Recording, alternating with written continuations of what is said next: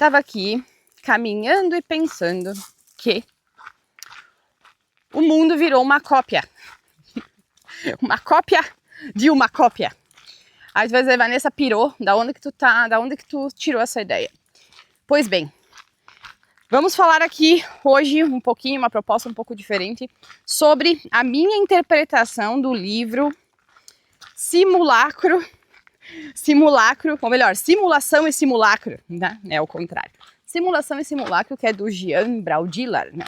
É um livro aí dos anos 80, que o cara lá atrás, bem dizer, já falava muita coisa que a gente foi ver aí depois no filme aquele, Matrix, sabe? Pois bem, então assim, eu já tinha lido esse livro há tempo atrás, há anos atrás. E aí, eu resolvi dar uma refrescada nas minhas ideias a respeito dele. Foi em função aí de uma conversa que eu tava tendo com meu marido e eu me lembrei assim, cara, olha aqui, tipo, dá pra dar mais uma olhada com os olhos de hoje, com a minha experiência, com o entendimento de hoje, depois de anos.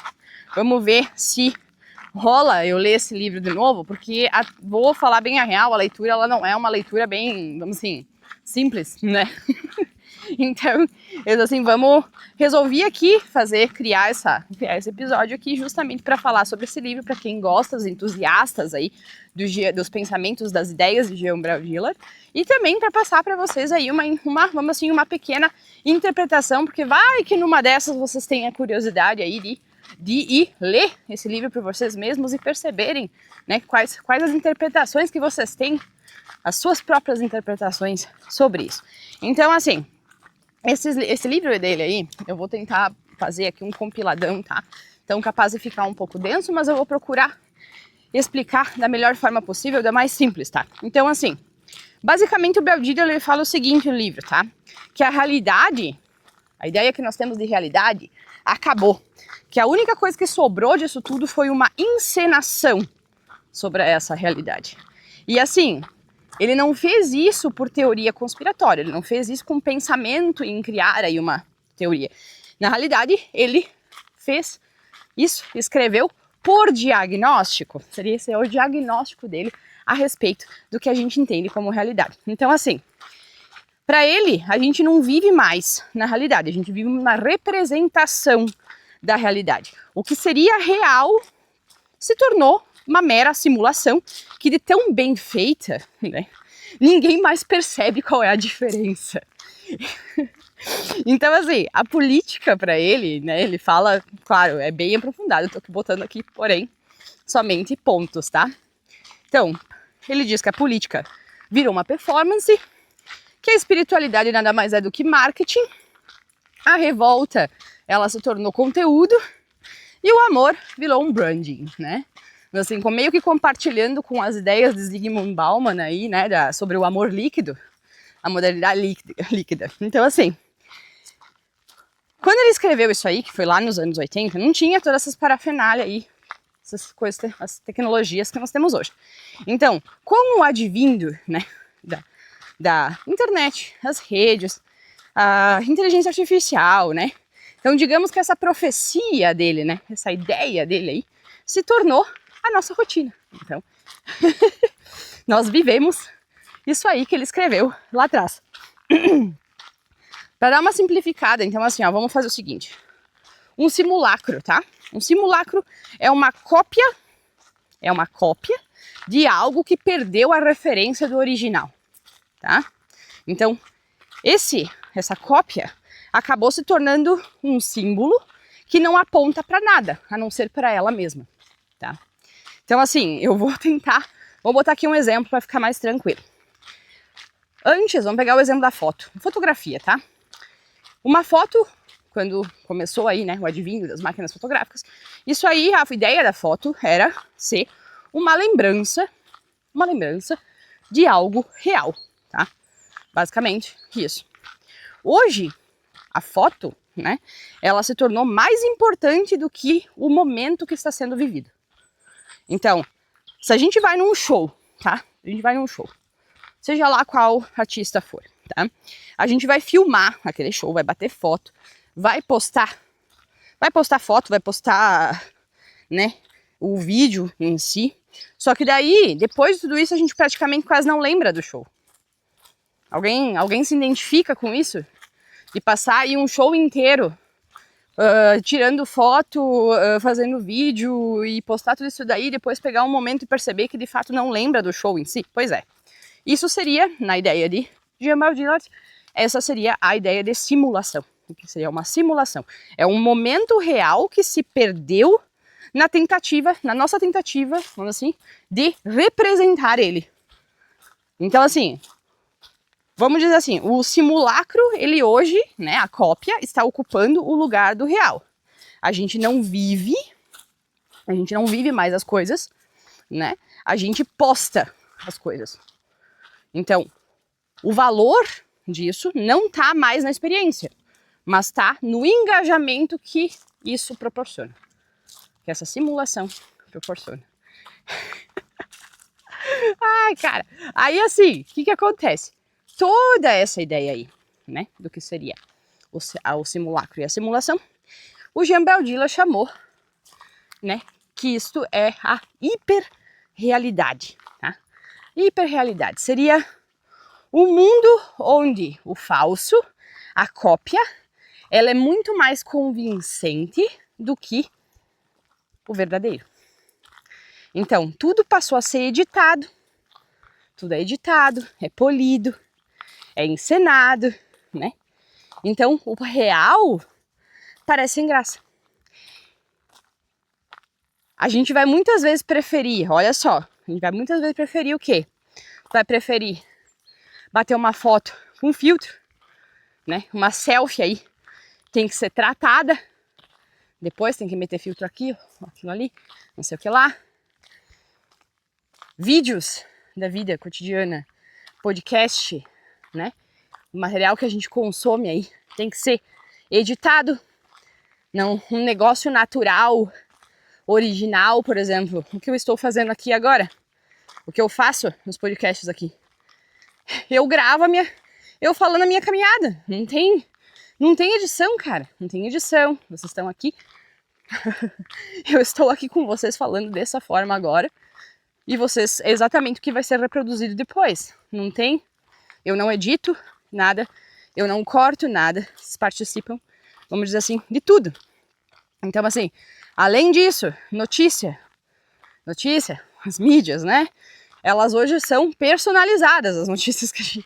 O que a galera chama aí, né, nas plataformas de experiência personalizada? Nada mais é do que tu escolhe o que tu quer ver, né? Então, assim, se tem alguma coisa ali que não se encaixa dentro do que você gostaria, então você não precisa mais. Então, assim, essa versão, tá, editada, ela é uma versão da vida que ela parece vida, mas ela não é a vida. Estão seguindo até aqui? Pois é. O hiperreal, então, ele seria mais real do que o real. Cara, eu não sei vocês, mas as ideias deles sempre me fazem pensar sobre. Então, assim, vamos pegar um outro exemplo. Vamos falar aí dos filminhos. Filminho para criança. Aquela empresa bem grande lá, que tem sede em Orlando, né? Vamos falar isso aí. Essa empresa, ela é um exemplo muito, muito clássico das ideias do Bel Dillard, tá? São ali, dentro dos cenários, né? É uma cidade perfeita, onde tudo parece verdadeiro, né?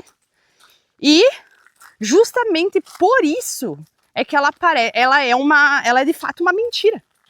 A mais completa mentira. Justamente por parecer o negócio perfeito. Então a gente transformou, né, na ideia do Bel Dillard, hoje aí o que nós estamos fazendo é, nós transformamos o nosso planeta em uma Disney. Basicamente é isso. Só que essa Disney que a gente construiu aí, que a gente tá vivendo, tem uma coisa importante. Ela não tem um portão pra gente sair dela. A gente vive dentro dela. Então, quando ele fala, né, que o real não é mais Não é algo que não está sendo mais destruído, não. Ele foi absorvido pela simulação. Então ele foi absorvido. É muito bom isso, cara. Então assim, não é que a gente não saiba o que é de verdade, tá? Não é nesse cunho. Não é que a gente não tenha mais a noção do que é verdade. O lance é que a verdade não importa mais. Ela passou a não interessar mais. O que importa hoje é o que viraliza, velho. Né? Se viralizou um conteúdo, um negócio, que nem conteúdo é, muitas vezes, né? Isso aí é o que vai ser, né? É o que vai importar. Não é a verdade, se aquilo ali tem verdade ou não, se aquilo ali é coerente ou não, se o conteúdo é de fato relevante ou não. Não, isso aí não importa mais, né? Então, assim, quando a verdade vira algo irrelevante, tá? A verdade virou um bagulho irrelevante diante do espetáculo. Então, essa é a visão dele. O que importa muito mais nisso tudo é a narrativa, é a estética da coisa e é as emoções fabricadas por ela. Que é um exemplo disso. Quais são os vídeos que mais aparecem no teu feed de sugestão? Todos os vídeos aí que você pega no teu feed são aqueles que despertaram, Vamos assim, que despertaram o teu interesse. Por quê? Porque possui um gancho emocional no começo, né? A lei dos 3 segundos, né? Lembra? Os 3 segundos para reter a atenção. Todo influencer usa isso aí. Então o que acontece? 3 segundos que vão ter que reter a tua atenção. Esse é o gancho, normalmente é o gancho, né? Uma frase ali, né? Uma coisa forte, um ditado, um negócio forte, que vai criar esse gancho contigo, vai se conectar contigo, e aí vai reter tua atenção. Depois que isso aconteceu, tu olhou o vídeo até o final, curtiu e fez toda aquela coisa, o algoritmo entendeu que isso é relevante para ti, ele vai começar a te mandar só coisas relacionadas a isso, tá? Então, assim, o que para você está importando ali nesse momento foi essa ideia de uma emoção que muitas vezes pode ter sido de fato fabricada, porque essa lei dos 3 segundos, a questão do gancho emocional é utilizado com consciência por quem está criando o conteúdo, tá? Então, eu acredito que vocês saibam disso, né? Mas enfim, tô só pontuando aqui. Então, o que mais vai nos parecer verdadeiro vai valer muito mais do que se é de fato verdadeiro ou não. E aí, quando a gente percebe, né, dê uma olhada nos vídeos em quem você segue, que quando tudo se torna uma representação, né, o fato de mentir, de alguém estar mentindo ou sendo sincero, vira praticamente a mesma coisa. Vira a mesma coisa, perde a relevância. Então, assim, quando a gente olha ao nosso redor, a gente vê muitas pessoas aí performando a vida, né? Elas estão performando muitas vezes a felicidade delas, elas estão performando a espiritualidade, elas estão performando a indignação delas.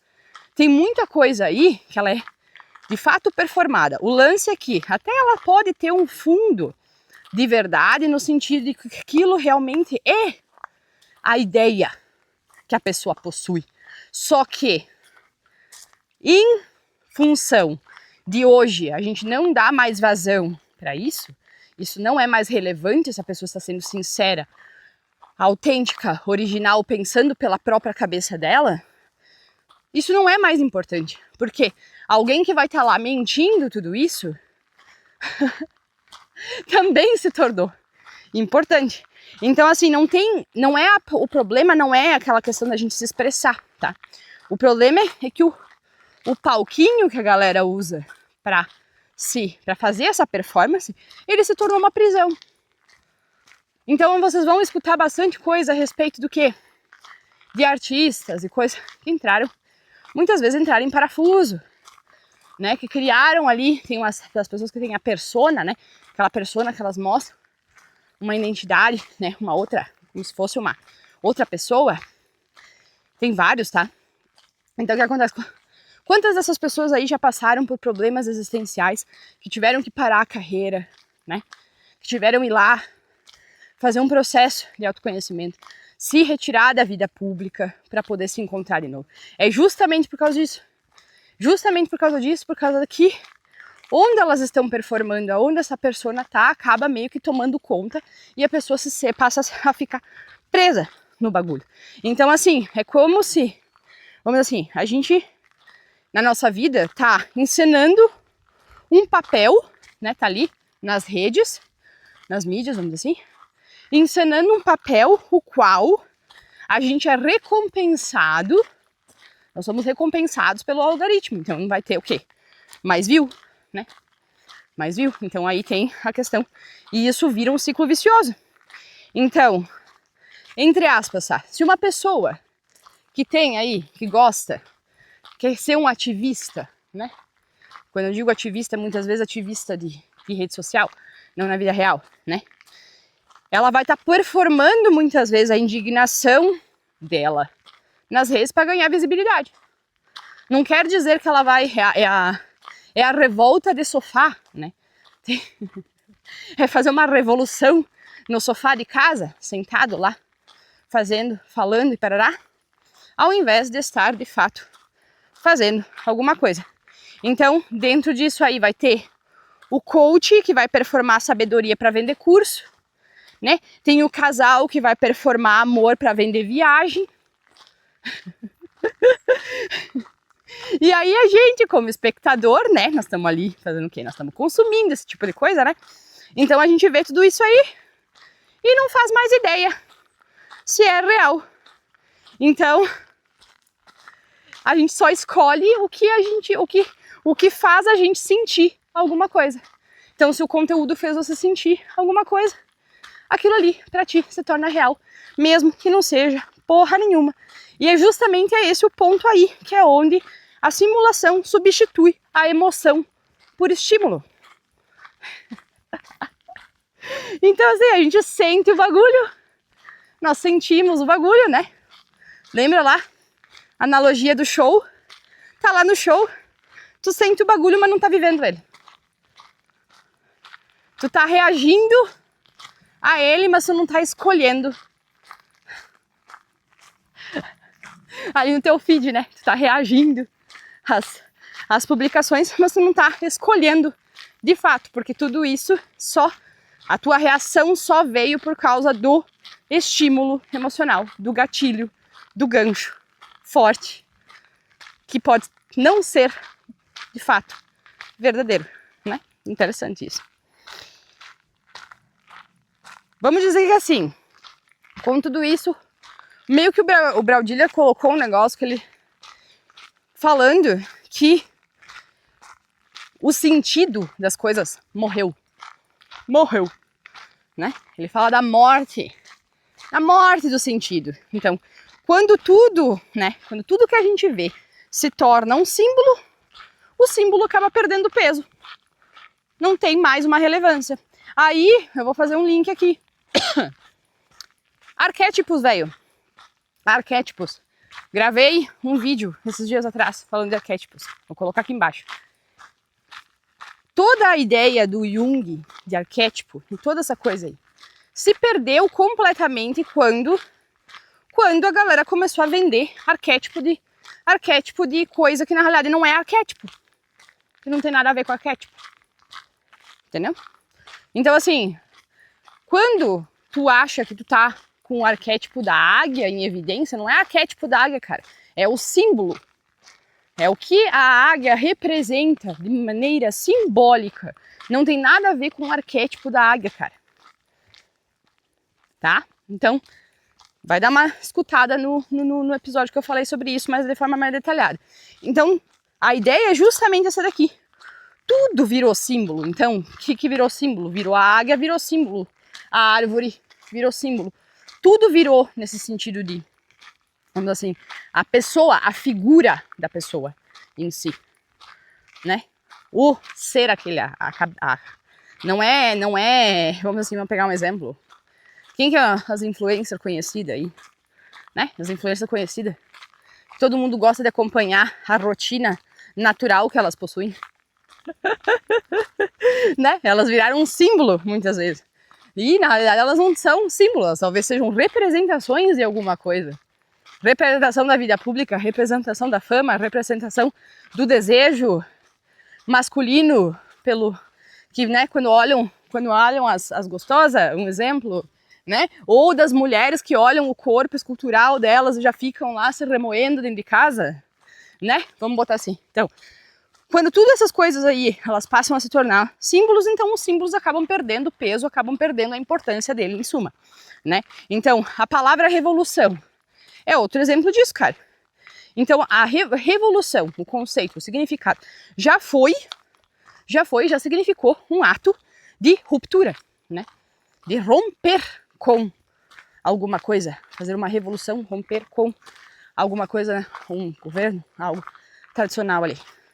Hoje ele é utilizado como slogan de campanha. Hoje é utilizado simplesmente como slogan. As pessoas muitas vezes estão falando de revolução e nem sabem o que estão falando. Outra coisa é a palavra liberdade, né?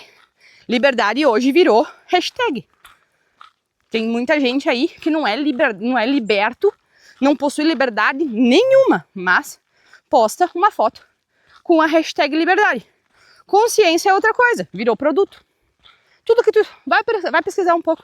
Botou a palavra consciência, cara, já era. Tu já vai assim, ó, é diretamente assim, ó, produto. Inclusive tem muita galera que não sabe, que até hoje não compreende qual é a diferença, que acha que consciência, mente e cérebro é tudo a mesma coisa. É tudo a mesma coisa, né? Então, assim, aí a gente vai pegar aqui um outro ponto bem interessante, que é o quê? Outro exemplo que é legal. Deus. A ideia de Deus. A ideia de Deus virou simplesmente um nicho de mercado. É um nicho de mercado hoje. Simples assim, né? Tem aí quem pratica, quem realmente se conecta com essa ideia, tem. Mas vai ter uma galera aí comprando ideias de outros que estão no mercado do que na realidade Deus pode ser. Por quê? Porque a experiência individual não existe mais. A espiritualidade de verdade que ela é descoberta a partir da experiência de si mesmo, cara. Não é, a espiritualidade não tem essa história de tu ficar lendo 300 livros de espiritualidade e agora eu achei minha espiritualidade. Não existe isso aí, cara. Tu tá copiando, então. Tá copiando a espiritualidade de alguém que tá ali escrito no livro. Mas a ideia do que se trata isso é a experiência de si consigo mesmo. Ponto. Né? Então, todas essas coisinhas aí que a gente gosta de consumir, tudo isso daí já foi embalado, rotulado e está sendo vendido e nós estamos comprando, tá? Então, assim, a gente está consumindo um sentimento de profundidade, né? Nós estamos comprando a ideia de profundidade desses produtos. Só que na realidade essa profundidade não é de fato real. Ela é uma simulação. Então, assim, quando o sentido morre, o sentido das coisas, ele morreu de overdose de imagem. Da galera, né? Daquela coisa de meter a própria imagem, o próprio ego por tudo. Pois é, isso aí. Então, quando a gente, seguindo, vamos assim, dentro desse raciocínio, eu vou falar uma parte do livro, né, que é, na minha interpretação, que daí a gente tá falando do simulacro, o simulacro político, tá? Eu não sou, vocês sabem que eu não sou a maior pessoa que comenta sobre esse tipo de coisa, mas dentro dessa visão aqui, dentro da minha interpretação do Braudiller, eu acho interessante trazer o que eu interpretei, né? Do que é isso? Então, assim, levando em conta que o simulacro é apenas a cópia do original, então a política hoje, ela nada mais é, ela é o puro suco do simulacro. Tal e qual. Puro suco do simulacro. Então não existe mais governo, tá? Não se governa mais. Essa ideia de governo não existe. É uma encenação. Isso aí virou uma encenação. Não existe mais a informação do que se informa, é do que se narra. né? É do que se narra. Aqueles que possuem o poder da narrativa, que vão criar a narrativa, que vão saber narrar o negócio, é quem vai comandar o bagulho. Então, a liderança nesse sentido todo, ela meio que se perde. Ela vai só monetizar a atenção da galera, porque é isso aí, né? Passeata, gritinho de coisa, isso e aquilo, vai lá, leva a bandeira, o partido, a pessoa idolatrando como um deus. É isso aí. Então, assim, quando entra escândalo, né? Os absurdos, polarização, né? Porque tem, né? A gente sabe muito bem que tem. Então isso aí nada mais é do que as ferramentas de engajamento da política hoje. Quanto mais polarização tiver, melhor. Mais engajamento. Então, assim, debate, vai lá debater em público. Isso aí é showzinho. A indignação quando vai criticar alguma coisa, né? Muitas vezes isso daí também é conteúdo, porque tem que estar de acordo com o que está rodando aí pelo mundo, né? Tem que estar atualizado para poder mostrar a indignação em algum ponto, que é, no caso, essa indignação, ela vem do conteúdo de alguma coisa. Então, no meio tempo, o cidadão aí, né? Nós aqui bem besta, bem inocente, a gente acha que está participando de alguma coisa, mas a gente só está lá clicando, contribuindo, copiando, colando, deixando a nossa autonomia mental de lado, muitas vezes. Então, basicamente falando, e fazendo um link que talvez seja só na minha mente, hoje a ideia de votar, ela é a mesma coisa se tu vai lá e curte uma foto de alguém. É isso. É isso aí. De tão importante que virou. Então, assim, o Braudila, velho, ele previa tudo isso aí. Ele previa tudo isso, cara. Né? Ele falou... Cara, assim, ó. Um cara falou o seguinte, o poder, né? O poder, a ideia de poder, ela vai sobreviver somente na encenação da ilusão de controle. Então, assim, o poder só sobrevive quando se encena, né? Apenas encenando-se a ilusão de controle. Aí, a gente entra num ponto, depois disso tudo aqui, que daí existe aquela coisa, né? Tá, mas Vanessa, como assim? Tu falou tudo isso daí agora, mas tu tem que dar pra nós uma pontinha de esperança, né? Porque tem isso, né? Tipo, se eu não der esperança pra vocês de que tem alguma coisa que vai mudar, meu Deus, aí já, né, não serve. Não serve. A gente tem que ter uma descargazinha de dopamina no meio de toda uma informação que nem essa daqui, que é densa pra caralho. Então, o que eu fiz aqui foi uma pincelada, assim, ó, superficial. Então, assim, se tu for ler o livro do Braudila, tu pode fazer uma interpretação completamente diferente da minha. Outra, talvez tu ache, isso aqui, né?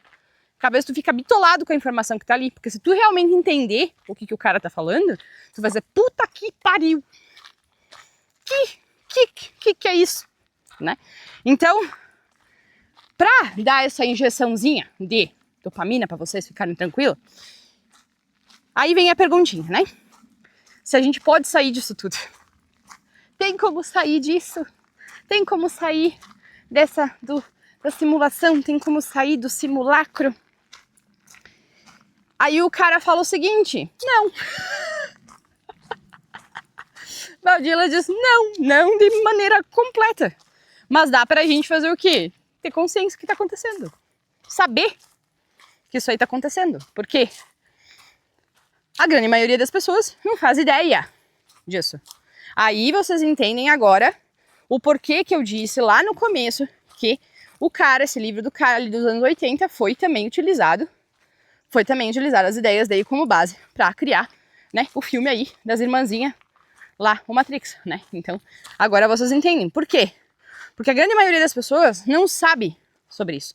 Não tem consciência sobre. Aí vem a ideia do quê? Estão dormindo, né? Estão dormindo lá nas cápsulas. Lá, da Cidade das Máquinas. Então, quando a primeira coisa para sair desse estado, para sair, né? Vamos assim, para tomar tomar um, como é que fala os italianos? Succolerete, pra, tipo assim, acordar pra vida, né? Primeiro tem que reconhecer a encenação, né? Tem que ver o teatro acontecendo ali. E isso acontece através da percepção, de tu perceber o personagem, muitas vezes, que você está interpretando, inclusive. Não só os outros, né? A ideia aqui não é apontar o dedo pro colequinho, enquanto o nosso lado aqui tá mais sujo do que pau de galinheiro, né? Então a ideia é justamente essa, tu vai perceber a encenação que tu tá fazendo. Os papéis que você está interpretando, né? Aí depois disso, a gente faz o quê? Vai lá praticar o que o sistema mais detesta nisso tudo. Adivinha? Silêncio. O silêncio, ele é odiado pelo sistema. Tu não vai postar nada. Tu não vai reagir a nada. Tu não vai parecer com nada. Tu não vai precisar parecer com nada. Tu vai lá ter o teu momento. Tu vai lá fazer algo de fato que é real pra ti, independente se alguém estiver vendo ou não. Foda-se se vocês estão vendo ou não. Tá nem aí. Nem aí. Pode ser uma conversa, pode ser um gesto, pode ser um olhar, que não precisa ser, né, puxado pelas câmeras aí. Algo que você faz, né, uma boa ação, vai ajudar alguém a fazer alguma coisa e não precisa sair espalhando pra galera o que tu tá fazendo, né? Tem N. Por favor, levem isso sempre pro lado, né, lado bom, ajudar pessoas, tá?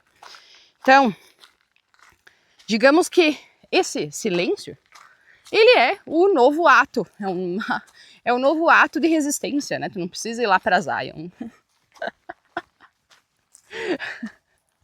Tu pode, né, fazer dessa forma. E aí, o que acontece? Se a gente consegue, né, vamos assim, encontrar com a vida, porque a vida, ela é um negócio interessante. Ela tá bem quietinha, tímida, né? Ela vive atrás das telas. A vida está atrás das telas. Então, se a gente consegue encontrar ela, né, topar com ela no meio do caminho, né, a gente vai ter que sair do palco, cara.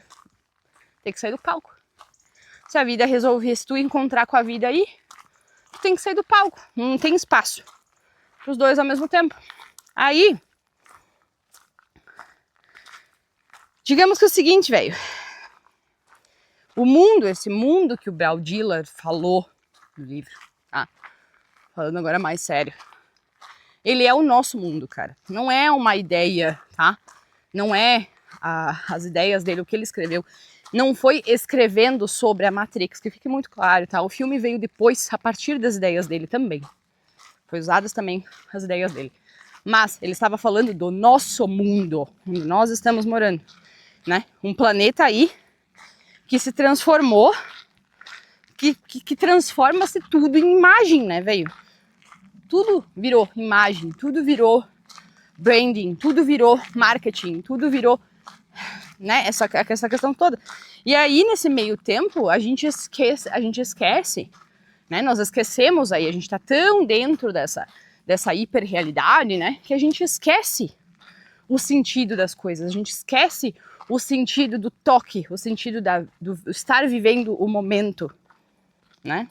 Só que aí a gente tem um negócio, cara, dá tempo ainda de se tocar. Dá tempo ainda de se tocar. Claro que dá. Por quê? Porque agora nós vamos usar o linguajar aí que também foi mastigado e cuspido de volta pelo mainstream, que é consciência, a palavra consciência. A consciência, de fato, ela é o glitch do sistema. Ela é o glitch do sistema. Toda vez que a gente percebe que a gente está vivendo numa simulação, que a gente está encenando alguma coisa, que nós não estamos fazendo alguma coisa porque a gente quer de fato fazer aquilo, né? Mesmo que a gente se dê conta por um segundo, velho. Mesmo. Por quê? Né? A realidade, ela sempre vai dar um sinal de vida. que a gente chama aí de bug, né? Qual é o erro na Matrix, né? É a realidade dando sinal de vida. Pra gente sair, se tocar da questão. Então, assim, em suma, talvez seja justamente essa ideia, o buscar a si mesmo, buscar a própria consciência, silenciar o ruído externo, e atrás a gente perceber que se o que nós acreditamos de fato é nosso, se o que a gente acredita de fato é uma ideia nossa, ou se foi simplesmente copiada e colada, né? Que foi aí narrada, né? Narrada como sendo verdadeira. Se a gente não questiona, se a gente não aprende a questionar, já falei sobre isso em outros vídeos, vou botar aqui embaixo. Quando a gente não sabe questionar, um povo que não questiona, ele é presa fácil, vai se manter dentro da simulação, tá? Utilizando os termos aqui. Então, assim, é muito conveniente que a gente, na nossa infância, principal período da nossa formação aí cognitiva, de aprendizado, a gente fique e tenha que aprender coisa de cor, tenha que fazer decoreba de informação, que muitas vezes não tem nada a ver com a realidade, né? Que não é o que tu vai utilizar, conhecimentos que você não vai usar na tua vida depois, a não ser que tu vire professor de geografia e outras coisas do gênero, né? Do contrário, o que é, por exemplo, assim, ó, a gente aprender sobre inteligência emocional, não se aprende sobre isso. Tu vai ter que se fuder depois, resolver teus traumas e pagar terapeuta, se tu tiver sorte de se tocar que tu precisa, né? A gente vai lá dentro da escola, a gente vai aprender o quê? O que é funcional para dentro do sistema, para que você não seja considerado um inútil, né? Para te não ser considerado um inútil, um peso. Tu tem que ser funcional. É a mesma ideia aí da questão de colonização, né? A terra que é considerada boa é aquela que é trabalhada, não é aquela cheia de árvore. É aquela que tem que botar tudo abaixo para poder construir e para poder fazer plantação e outras coisas do gênero, né? Então, assim, são conceitos aqui, tô falando de uma maneira muito básica, tá? Uma maneira muito básica, muito extrema até. Mas pensem a respeito disso, cara. Vocês aprenderam a questionar lá atrás? Ou as perguntas que vocês faziam eram muitas vezes inconvenientes, ou era porque sim, né? Porque sempre foi assim, porque os outros fazem assim, não é hora de perguntar, né? Respondeu lá uma coisa que é considerada errado, porque a gente tem que aprender as respostas certas, né? E as respostas certas são aquelas que estão no livro didático, só. Sendo que, falando agora, por exemplo, de história, né? Os dados que estavam ali, daquela época já mudou muita coisa. Muita história foi simplesmente ignorada nos livros didáticos durante muitos anos, velho. Muita informação ali foi colocada, inclusive, por interesse político.